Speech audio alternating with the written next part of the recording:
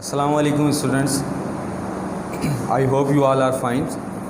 Today we are starting our next lecture of hydrogen, chapter number 2, lecture number 5. हम इसके अंदर hydrides के बारे में पढ़ेंगे, हाइड्राइड के कुछ टाइप्स के बारे में पढ़ेंगे। और इससे पहले हमने जो वीडियो बनाई थी उसके अंदर भी हाइड्राइड को मैंने डिफ़ाइन करा था, बट हम इसके अंदर और ब्रीफली और as a PowerPoint slide जो है हम इसके अंदर इसको डिफ़ाइन करेंगे। आई होप कि आपको ये समझ में आएगी। तो हम इसको स्टार्ट करते हैं। हम इसके अंदर हाइड्राइड्स और उसकी टाइप्स के बारे में पढ़ेंगे। हाइड्राइड्स क्या होते हैं, उसकी कितनी टाइप्स है। हाइड्राइड्स, ठीक है। अभी यहाँ पर लिखा हुआ है binary compounds of hydrogen are known as hydrides. अब बाइनरी कंपाउंड्स क्या होता है? व्हेन हाइड्रोजन इज अटैच्ड और combined with to another element, it's make binary compounds. That binary compounds is called hydrides. वो हाइड्राइड्स कहलाते हैं। Okay, there are the 6 types of hydrides. आपकी book के अंदर 6 टाइप्स हैं हाइड्राइड्स की। First, ionic hydrides, covalent hydrides, polymeric hydrides, metallic hydrides, borderline hydrides and complex hydrides. Okay, हम इनके नामों से ही पता लगा सकते हैं कि इनके अंदर क्या क्या चीज़ें जो हैं वो डिस्कस की जा रही हैं। First of all, today we are discussing only 2 hydrides, ionic hydrides and covalent hydrides. Okay, so हम स्टार्ट करते हैं ionic hydrides को। टाइप्स ऑफ हाइड्राइड्स के अंदर सबसे पहली टाइप्स है आयनिक हाइड्राइड। इसके अंदर लिखा हुआ है कि एलिमेंट ऑफ ग्रुप फर्स्ट है एंड सेकंड है except beryllium and magnesium. Beryllium और मैग्नीशियम के अलावा from ionic hydrides form ionic hydride, बाकी तमाम जितने भी हैं वो क्या बनाते हैं, आयनिक हाइड्राइड्स बनाते हैं। ओके, और बेरिलियम मैग्नीशियम जो है वो अपनी इलेक्ट्रॉनिक कन्फिग्रेशन की वजह से जो है वो हाइड्राइड्स नहीं बनाते।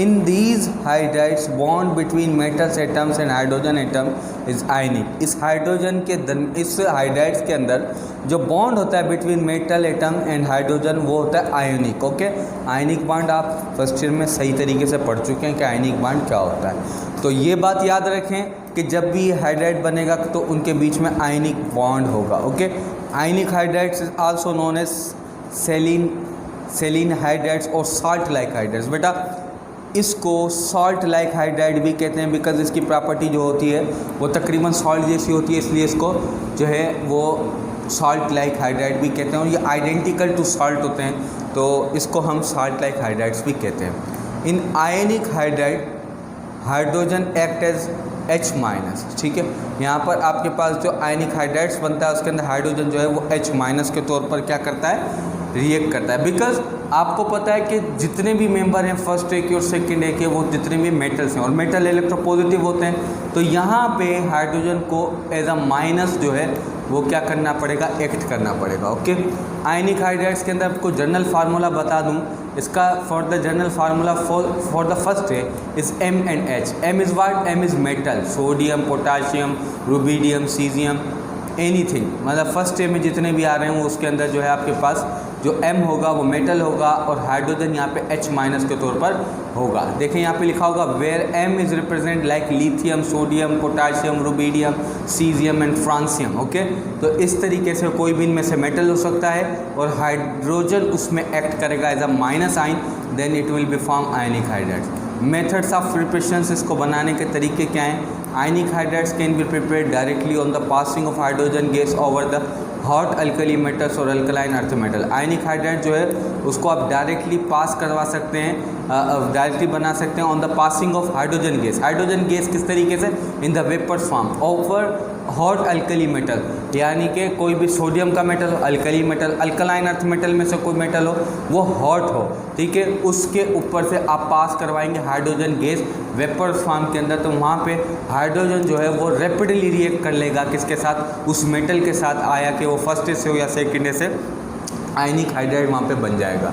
ओके, आयनिक हाइड्राइड्स देखें यहाँ पर for the hydrides of first A के अंदर क्या होगा, when you should require 2 moles of metals. यहाँ यूँ समझ लें कि 2 मोल्स ऑफ सोडियम ले लिया और आपने यहाँ पर क्या ले लिया, हाइड्रोजन को H2 के अंदर मॉलिक्यूलर फॉर्म के अंदर लिया, तो वहाँ पे आपका बनेगा 2 मोल्स ऑफ सोडियम हाइड्राइड, ठीक है, यानी कि MH। M is stand for metal and hydrogen stand for hydrogen, H is stand for hydrogen. For the hydrides of second group यहाँ पर आपको 2 मोल्स नहीं लेने, क्यों, क्योंकि इसके खुद के जो आपके सेकेंड से ताल्लुक़ रखता है तो इसके आखिरी इलेक्ट्रॉन्स भी जो होंगे वो कितने होंगे, 2 होंगे। तो यहाँ पे सिर्फ और सिर्फ मेटल लेना है सेकेंड ग्रुप का और उसको मॉलिक्यूलर हाइड्रोजन के साथ मिलाना है, तो वहाँ पर जो आपके पास बनेगा वो क्या बनेगा, molecular hydrides, sorry ionic hydrides of second है, ठीक है। एग्जाम्पल्स आप ले लें, ये आपके फर्स्ट ग्रुप का मेंबर है लिथियम, इसको 2 मोल्स ऑफ लिथियम लिया, इसको हाइड्रोजन के साथ मिला तो ये लिथियम हाइड्राइड बना है। इसने potassium, this is also the first group member, इसने आपको ये आपने लिया तो इसके अंदर पोटाशियम हाइड्राइड बना, रुबिडियम हाइड्राइड, सोडियम हाइड्राइड, इस तरीके से बन रहा है, ठीक है। ये आपके पास एग्जाम्पल्स हो गई इसकी। Physical properties of ionic hydrides की बात करें तो आयनिक हाइड्राइड्स आर सॉलिड्स, बिकॉज मैंने आपको कहा कि ये साल्ट लाइक होते हैं तो दे शुड बी सॉलिड, इनको सॉलिड होना चाहिए, ये सॉलिड हैं। They are thermally very stable इसलिए होते हैं because they have a high cleavage plane, they have a high यूँ समझ लें कि इनके जो यूनिट सेल्स होते हैं वो बाकायदा जो है वो स्ट्रॉन्ग वेंडरवाल फोर्सेस के साथ होते हैं, तो ये थर्मली वेरी स्टेबल होते हैं, इनके हाई मेल्टिंग पॉइंट्स और बॉइलिंग पॉइंट्स होते हैं, ठीक है। They have high melting points and boiling points, they are soluble in water, why, because it is a ionic bond and water soluble, तो ये होगा ही क्योंकि ये साल्ट लाइक हाइड्राइड होता है। They are insoluble in organic compounds because these are not made up by the covalent compounds, इसी वजह से ये ऑर्गेनिक कंपाउंड जो हैं वो उसके अंदर नहीं होते क्योंकि ये कोवेलेंट नहीं होते नेचर में। They are conductor, good conductor होंगे because they shows the positive and negative electro यानी कि आइंस, तो ये इलेक्ट्रोलाइटिकल तौर पे भी इस्तेमाल हो सकते हैं और it is a good conductor of electricity and heat, okay.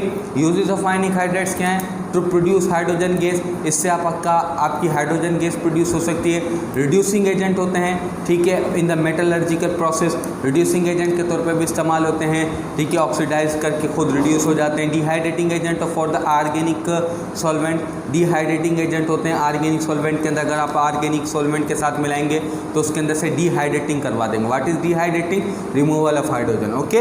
तो ऑर्गेनिक सॉल्वेंट के अंदर जो है वो डिहाइड्रेटिंग होते हैं। Chemical properties of ionic hydride देखें तो इसकी वाटर के साथ केमिकल प्रॉपर्टीज़ क्या है, आप यहाँ देख सकते हैं कि this is sodium hydride, it is react with to the water, then it will be form sodium hydroxide यानी कि बेस एंड H2 गैस यहाँ से लीव हो जाएगी।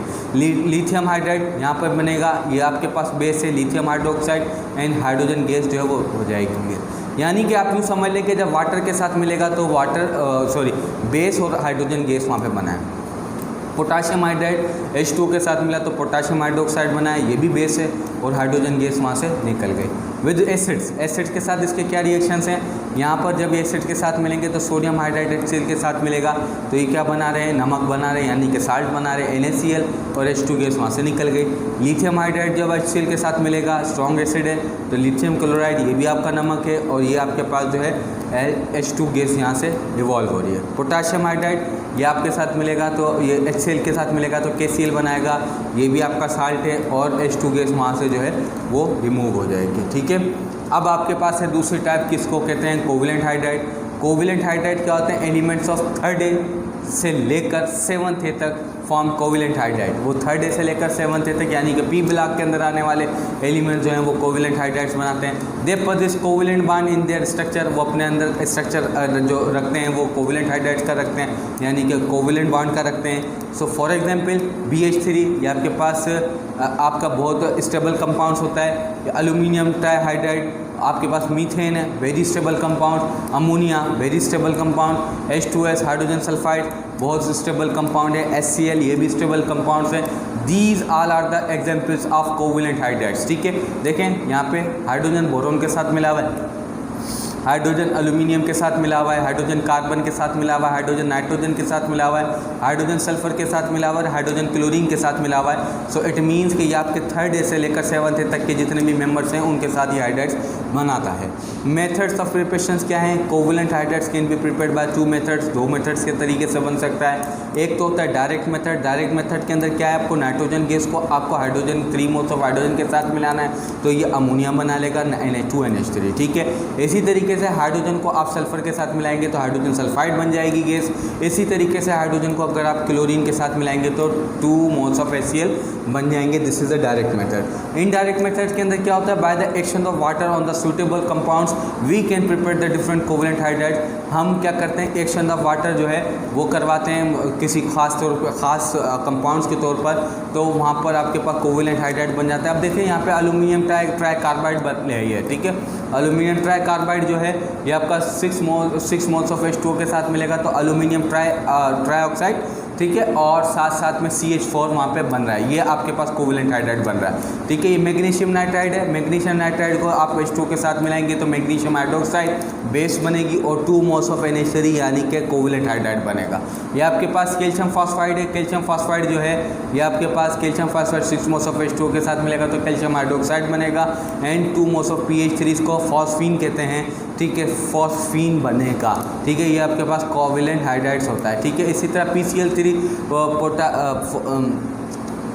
फास्फोरस ट्राइक्लोराइड जो है वो 6 मोल्स ऑफ H2O के साथ मिलेगा तो ये फास्फोरिक एसिड बनाएगा H3PO3, ठीक है, एंड 6 मोल्स ऑफ HCl वहाँ पर बनेंगे, ओके। उसके बाद आपके पास जो है प्रॉपर्टीज ऑफ कोवलेंट हाइड्राइड्स हैं।